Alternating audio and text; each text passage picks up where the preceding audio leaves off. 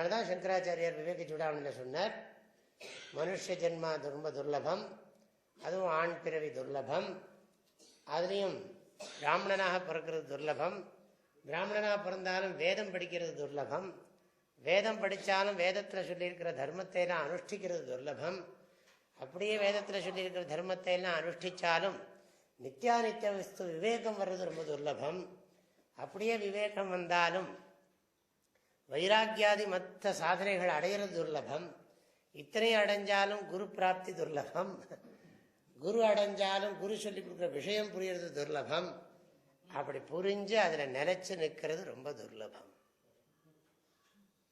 விவேக சூடாமணியில் சொல்றார், ஜந்தூனாம் நரஜன்ம துர்லபம் தஸ்மாத் பும்ஸ்தம் ததோ விப்ரதா தஸ்மாத் வைதிக தர்ம மார்க்க பரதா வித்வத்வமஸ்மாத் பரம் ஆத்மானாத்ம விவேச்சனம் ஸ்வனுபவா பிரம்மாத்மனா சம்ஸ்திதி முக்திர்னோ சதகோட்டி ஜென்ம சுகிருதை புண்ணியர்வினா லப்யதே.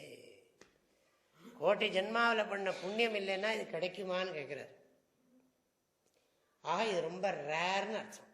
இதோட மகிமை என்னன்னா அபூர்வமான வித்யப்பா. இது ரொம்ப பேர் இதுக்கு அடித்தடி பண்ணிக்கிறது இல்லை, இதுக்கு போட்டியே கிடையாது. பணத்துக்கு போட்டி இருக்கு, காமத்துக்கு போட்டி இருக்கு, தர்மத்துக்கு கூட இப்போ நீங்கள் கோயிலில் போய் உடனே பண்ணிட முடியாது, திருப்பதியில் பூஜை பண்ணிட முடியாது, அதுக்கு நிறைய கியூ நிற்கிறது. ஆனால் இந்த மோட்சத்துக்கு மாத்திரம் பகவன் நாமத்தை ஜபிக்கிறதுக்கு போட்டி கிடையாது, யார் வேணாலும் ஜபிக்கலாம்.